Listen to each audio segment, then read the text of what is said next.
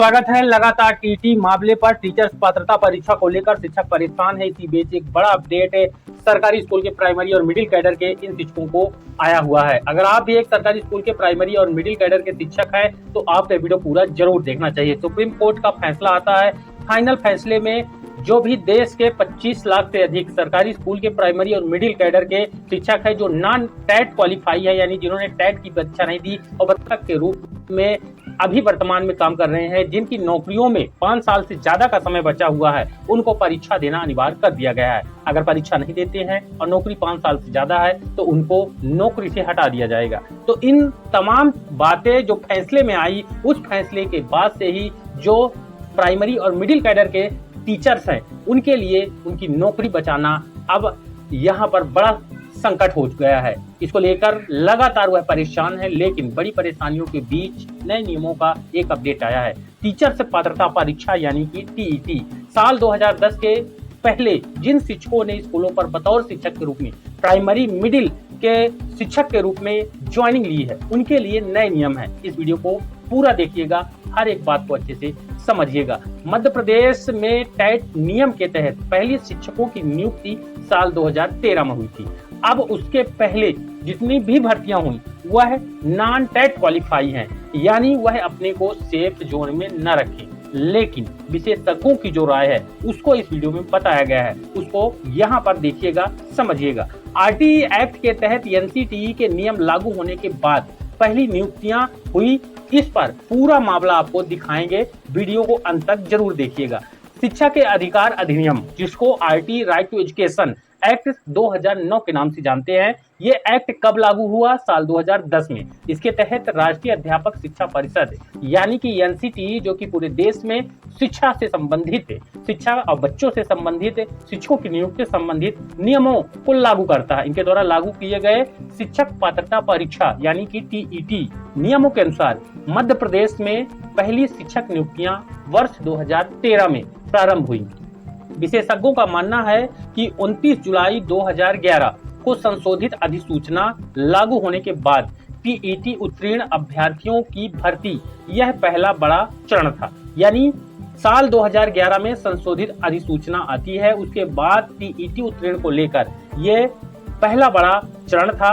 अब क्या कहते हैं आरटीई एक्ट 2009 के नियम? आरटीई एक्ट 2009 के अंतर्गत एनसीटीई ने 23 अगस्त साल 2010 को एक अधिसूचना जारी किया।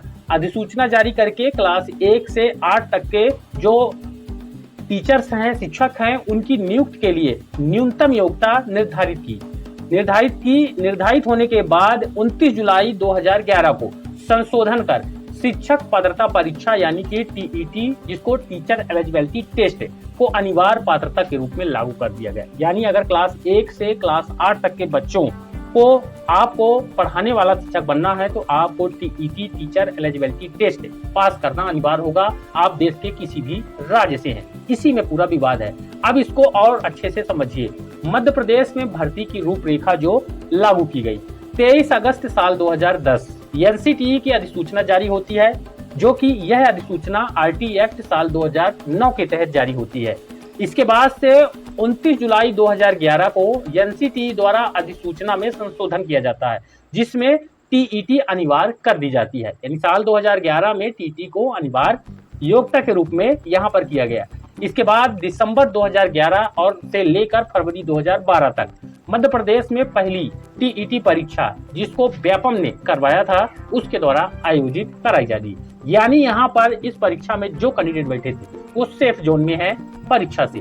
इसके बाद मई 2013 जिसमें टीईटी पास अभ्यर्थियों की पहली शिक्षक के रूप में नियुक्तियां शुरू हुई मध्य प्रदेश में। यानी साल 2013 में जो भर्तियां हुई, शिक्षकों की जो नियुक्तियां हुई, ज्वाइनिंग लिया जिन्होंने, वो सेफ जोन में माने जाएंगे, उनको किसी भी तरह का कोई परेशानी नहीं है।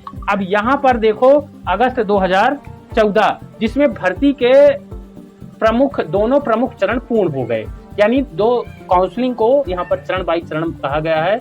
इसमें अब इस चीज को और अच्छे से समझिए, फिर उसके बाद आपको विशेषज्ञों की राय बताती है।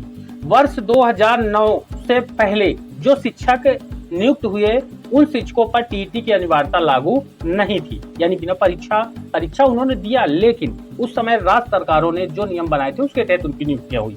इसके बाद एनसीटीई के नए नियम लागू होने के बाद पहली नियुक्तियां वर्ष 2013 में होती हैं, यानी जो टेट क्वालिफाई कैंडिडेट देश में 2013 में उनका नियुक्तियां शिक्षक के रूप में हुई।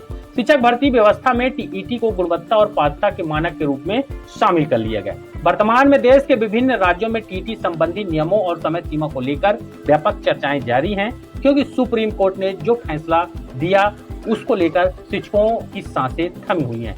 अब यहाँ पर आपको विशेषज्ञों की राय जरूर समझनी चाहिए, उनका क्या तर्क है। विशेषज्ञों के अनुसार, शिक्षा के क्षेत्र के जानकारों के अनुसार मध्य प्रदेश में एनसीटीई की 29 जुलाई साल 2011 की अधिसूचना के बाद पहली शिक्षक नियुक्ति वर्ष 2013 में हुई। यानी जो लोग समझते थे कि हमने परीक्षा दिया है, टेट क्वालिफाई किया है, तो ऐसा बिल्कुल नहीं। अगर आपने 2013 में ज्वाइनिंग पाई है तो आप टेट क्वालिफाई हैं, जिसे राज्य की शिक्षक भर्ती व्यवस्था का महत्वपूर्ण पड़ाव माना जाता है। उनका कहना है कि नियुक्ति की तिथि और नियम लागू होने की तिथि के बीच पर्याप्त अंतराल रहा, अब जिसके कारण बड़ी संख्या में अभ्यर्थियों ने भर्ती प्रक्रिया में भाग लिया। अब इस टेट के अनिवार्य नियम के कारण जो सुप्रीम कोर्ट ने फाइनल डिसीजन दिया 29 मई 2026 को, तो देश के 56 लाख शिक्षकों की यहाँ पर डिमांड सामने आई है। इसमें शिक्षक संगठनों का कहना है कि आरटीई एक्ट में आवश्यक संशोधन कर शिक्षकों, उनके परिवारों और विद्यार्थियों को राहत प्रदान की जाए। इस विषय को लेकर विभिन्न राज्यों में लगातार मांग उठाई जा रही है। बिना टेट के वर्षों से सेवाएं दे रहे शिक्षकों को नियमित कर दिया जाए, यानी कि कोई भी परीक्षा न ली जाए। दूसरा है यहाँ पर इन सर्विस शिक्षकों के लिए उचित समय सीमा तय कर दी जाए। हालांकि सुप्रीम कोर्ट ने 3 साल का समय इनको दिया है, साल 2028 तक इनको टेट अनिवार्य किया गया है। लाखों शिक्षकों के भविष्य के साथ खिलवाड़ बंद करे, ऐसा इन शिक्षक संगठनों ने सरकार से यहाँ पर निवेदन किया है। अब देखना यह है कि इस पर जो फैसला पूरे देश के शिक्षकों के लिए राहत देगा वो केंद्र सरकार के द्वारा लाए गए नए कानून, नए बिल के द्वारा मिल सकता है। हालांकि अभी नए कानून को लेकर शिक्षक संगठनों ने केवल डिमांड रखी है, सरकार की तरफ से, केंद्र सरकार की तरफ से कोई भी ऐसा जो निर्देश है वह नहीं दिया गया। उम्मीद है कि यहाँ पर 56 लाख शिक्षक हैं देश में। अगर जिन परीक्षा के जो हुई, जैसे मध्य प्रदेश में साल 2005 से 2009 के बीच संविदा शिक्षक भर्ती परीक्षा हुई, तो अगर उनको काट दिया जाए तब यहाँ पर 25 लाख से ज्यादा होते हैं। इसी तरह अलग अलग राज्यों में परीक्षाएं हुई, उनको काटने के बाद 25 लाख, लेकिन अगर उनको भी इसमें टेट में शामिल किया जाएगा तो उनकी संख्या 56 लाख हो जाती है। इस बारे में आप अपनी राय बताइएगा और वीडियो को लाइक और शेयर करके अगले महत्वपूर्ण अपडेट को देखने के लिए चैनल पर सब्सक्राइब जरूर कर लीजिएगा। धन्यवाद।